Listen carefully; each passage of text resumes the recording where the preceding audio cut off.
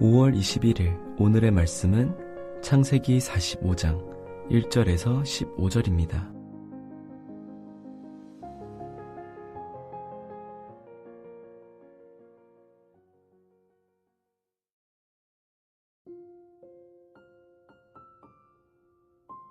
요셉이 시종하는 자들 앞에서 그 정을 억제하지 못하여 소리질러 모든 사람을 자기에게서 물러가라 하고 그 형제들에게 자기를 알리니 그때에 그와 함께한 다른 사람이 없었더라.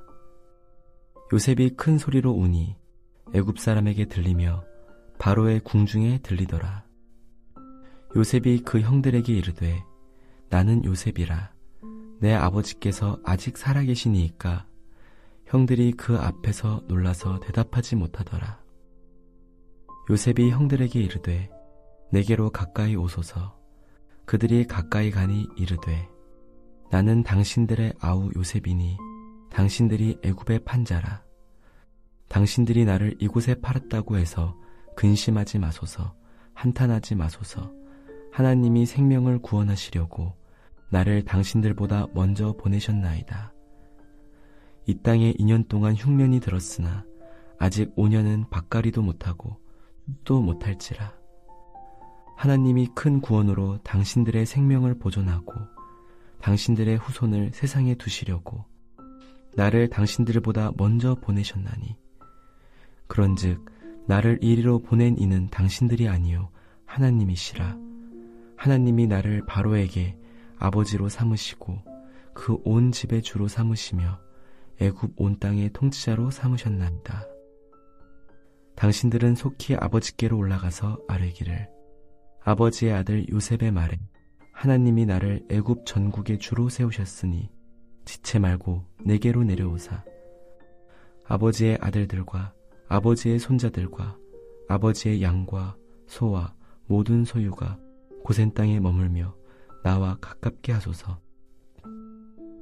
흉년이 아직 5해가 있으니 내가 거기서 아버지를 봉양하리이다. 아버지와 아버지의 가족과 아버지께 속한 모든 사람에게 부족함이 없도록 하겠나이다 하더라고 전하소서. 당신들의 눈과 내 아우 베냐민의 눈이 보는 바 당신들에게 이 말을 하는 것은 내 입이라. 당신들은 내가 애굽에서 누리는 영화와 당신들이 본 모든 것을 다 내 아버지께 아뢰고 속히 모시고 내려오소서 하며 자기 아우 베냐민의 목을 안고 우니 베냐민도 요셉의 목을 안고 우니라. 요셉이 또 형들과 입맞추며 안고 우니 형들이 그제서야 요셉과 말하니라. 창세기 45장 1절에서 15절 말씀을 함께 묵상하겠습니다. 오늘 본문은 요셉이 야곱의 아들들, 즉 자신의 형들에게 자신을 드러내는 장면입니다. 요셉은 자신이 누구인지 형들에게 알렸지요. 형들은 너무 놀라서 대답을 하지 못했고 형들을 가까이 불러서 형들이 애굽에 판 동생이 자신이라고 합니다. 이 과정에서 요셉은 자신이 애굽의 총리로 있기에 형들이 후환을 두려워할까봐 두려워하지 마소서라고 위로를 하지요. 그리고 형들에게 지금까지 있었던 일들과 앞으로 일어날 일들을 설명합니다. 요셉이 형들에게 말한 것은 크게 2가지입니다. 하나는 하나님께서 생명을 구원하시려고 자신을 이곳에 팔았으며 하나님께서 생명을 보존하셨다는 것입니다. 또 하나는 지금 아버지께 돌아가서 아버지와 그의 자손을 고센 땅으로 데리고 오라는 것입니다. 저는 오늘 본문을 통해서 고난에 대해서 묵상해 보려고 합니다. 이 세상에 사는 삶은 항상 고난이 있습니다. 고난 없는 인생은 없지요. 아이는 아이 나름대로 고난이 있고 어른은 어른대로의 고난이 있습니다. 고난이 없는 것은 오직 한 곳, 무덤밖에 없다고 합니다.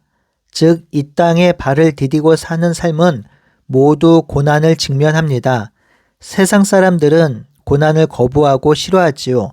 하지만 우리 그리스도인들은 이 고난을 대하는 자세가 다릅니다. 시편 기자는 시편 119편 71편에 고난당하는 것이 내게 유익이라 이로 말미암아 내가 주의 율례들을 배우게 되었다고 고백합니다. 시편 기자는 고난이 유익이라고 하였지요. 이유는 고난을 통해서 주의 율례를, 주의 말씀과 법도를 배웠다고 합니다. 요셉도 같은 상황이지요. 요셉은 자신이 당한 고난으로 낭망하지 않았습니다. 요셉에게 있어서 고난은 유익이었습니다. 그 이유는 요셉이 고난을 통해서 영적으로 성숙했기 때문입니다. 요셉은 지금 놀라운 영적 성숙함을 보이고 있지요. 그 모습은 형들을 용서하고 있는 모습으로 드러납니다. 오늘 본문에 등장한 요셉의 행동은 사실 인간적인 관점에서 보면 있을 수 없는 일입니다. 형들은 자신을 노예로 팔아버렸습니다. 그리고 노예로 살면서 요셉은 가진 고통과 고난을 당했지요. 모함을 받아 감옥에 갇혔습니다. 13년 동안 모진 수모와 외로움 그리고 상실감이 그를 엄습했습니다. 그런 고통을 안겨준 형들이 지금 눈앞에 있습니다. 요셉은 자신의 말 한마디로 그 형들의 생명을 죽일 수도 있고 살릴 수도 있습니다. 그런 상황에 놓여 있는 요셉은 형들을 용서하고 있습니다. 형들에게 자비를 베풀고 있습니다.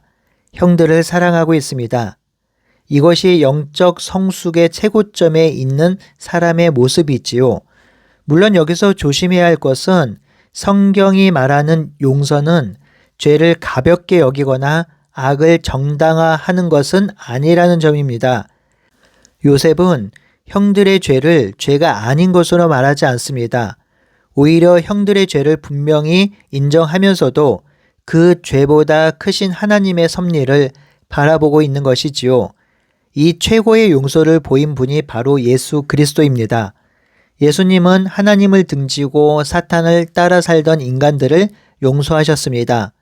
영적으로 성숙한다는 것은 그리스도를 닮는 것인데 용서한다는 것은 그리스도를 닮은 것이지요. 더군다나 자신을 노예로 팔아버리고 자신을 죽이려고 했던 사람들을 용서한다는 것은 정말 놀라운 일입니다. 그러므로 성도에게 고난이 유익이 되는 것이지요. 이 고난을 통해서 영적 성숙을 이룰 수 있기 때문입니다. 그런데 이렇게 반문하신 분도 있습니다. 고난을 당해서 영적으로 성숙하지 않는 사람들도 있다는 것입니다. 고난 때문에 오히려 튕겨져 나가는 사람들도 있습니다. 맞습니다. 고난이 모든 사람들에게, 모든 성도들에게 유익이 되진 않을 것입니다. 이러한 모습은 우리 주변에서 종종 찾아볼 수 있습니다. 어렸을 때 고난당한 사람이 모두 이 고난을 통해서 영적 유익을 얻거나 성숙해지는 것은 아니니까요.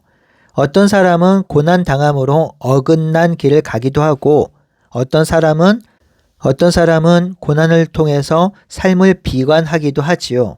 그렇기 때문에 우리가 여기서 한 가지 생각해 보아야 할 것은 성경은 고난 자체를 무조건 미화하지 않는다는 것입니다.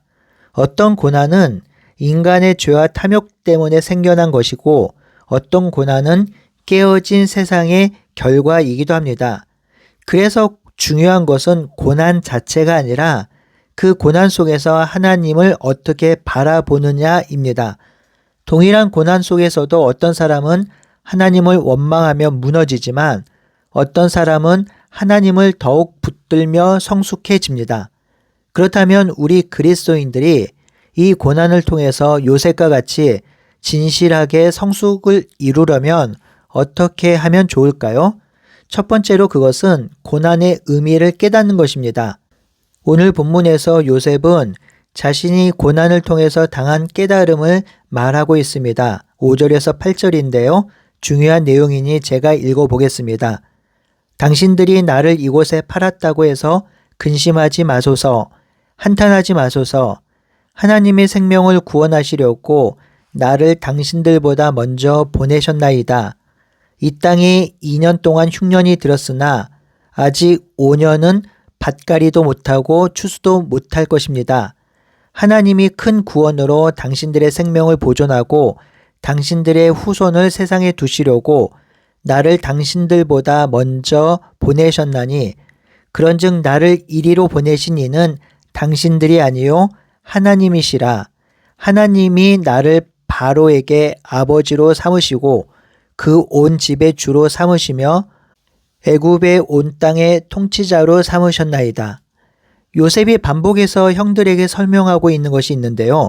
5절, 7절, 8절에 기록되어 있습니다. 그것은 자신을 이곳에 보낸 분이 하나님이라는 것이지요. 즉 이렇게 고난받게 하신 분이 하나님이라는 것입니다. 그런데 이 부분을 조금 더 자세히 이해해야 합니다. 하나님께서 모든 악과 죄를 직접 만드시거나 강제로 시켰다는 의미는 아닙니다. 형들이 요셉을 판 것은 분명 형들의 죄와 악한 선택이었습니다. 그러나 하나님께서는 인간의 죄와 악까지도 넘어서는 주권과 섭리로 그것을 사용하셔서 생명을 살리는 구원의 역사로 바꾸신 것입니다. 요셉은 그 사실을 알고 있었습니다. 하나님이 자신을 왜 이곳에 보냈는지, 왜 고난 속에 있었는지 그 이유를 알게 된 것입니다. 그것은 자신을 통해서 야곱의 가족을 구하기 위해서 보낸 것을 알았습니다. 그래서 앞으로 5년 더 기근이 지속될 것인데 그 남은 기근 동안에 생명이 위협받지 않도록 하기 위해 자신을 하나님이 보내셨다고 하는 것입니다.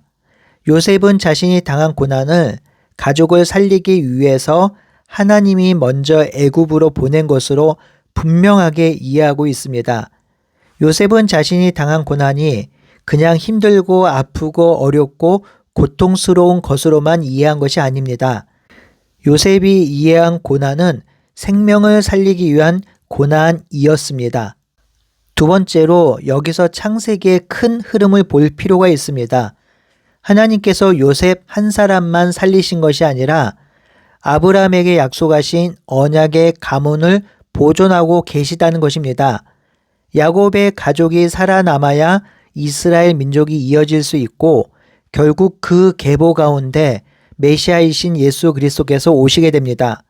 그러므로 요셉의 고난과 회복은 단순한 개인 성공 이야기가 아니라 하나님의 구속 역사가 이어지는 과정이라는 것입니다. 이것은 예수님도 그러합니다. 예수님도 자신이 당할 고난을 보고 아파하셨습니다. 가능하다면 이 잔을 옮겨달라고 하나님께 기도까지 하셨지요. 하지만 예수님은 그 고난의 의미, 고난을 왜 당하셔야 하는지 아셨습니다. 그 고난을 당하셔야 죄인을 구원하실 수 있음을 아셨습니다.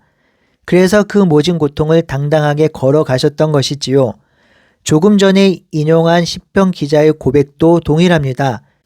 시편 기자는 고난이 유익이라고 하지요.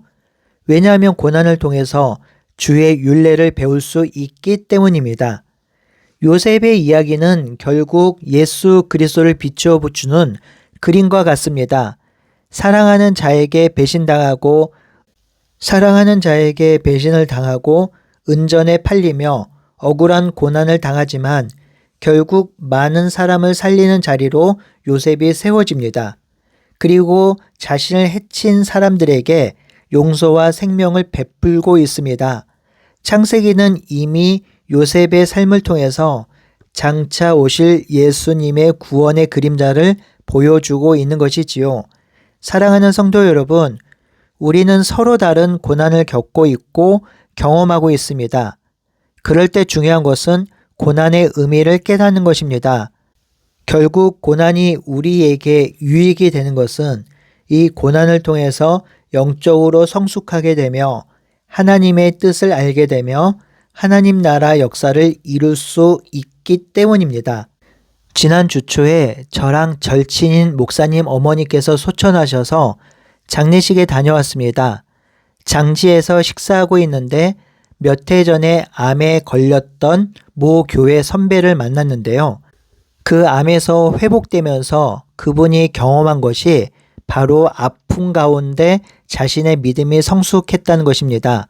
투병할 때 진짜 아프고 힘들었고 고난이었지만 감사하게도 그 가운데서 고난의 의미를 찾았고 그 고난의 의미 속에서 살아갈 소망을 찾았다고 하였습니다. 그리고 고난당하는 지체들을 위해서 진심으로 중보하고 기도할 수 있는 자리로 나아갈 수 있었다고 저에게 고백하였습니다. 성도 여러분, 우리가 당하는 고난도 그러할 것입니다. 우리가 그리스도인으로 당하는 고난을 통해서 하나님 나라의 역사가 이루어지며 하나님이 이 땅에 드러나게 될 것입니다. 그리고 우리가 당하는 고난을 통해서 우리도 계속해서 성숙하게 될 것입니다. 다만 우리는 고난 자체를 목적처럼 붙들어서는 안 됩니다. 우리의 시선은 언제나 고난 너머에서 일하시는 하나님께 향해 있어야 합니다. 하나님은 우리의 고난을 헛되게 버려두지 않으시고 때로는 이해할 수 없는 시간 속에서도 하나님의 뜻과 구원의 길을 이루어 가십니다. 그러니 저와 여러분들이 당하는 고난에는 분명한 의미가 있습니다. 그 고난이 땅에 떨어지는 것이 아닙니다.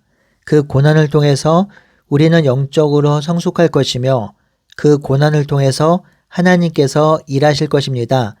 그러니 지금 고난 가운데 있는 성도님들 너무 낭망하지 마시고 하나님 안에서 승리하는 날들이 되길 바라고 소원합니다. 함께 기도하겠습니다. 하나님, 요셉의 인생과 삶을 통해서 고난에 대해서 우리가 깊이 있게 묵상할 수 있도록 인도하여 주시옵소서. 고난 당하는 것 자체는 어렵고 힘들고 아픕니다. 하지만 그 고난을 통해서 얻게 되는 유익이 있으니 우리가 그 유익을 바라보며 승리할 수 있도록 인도해 주시옵소서. 살아계신 예수님의 이름으로 기도드리옵나이다. 아멘.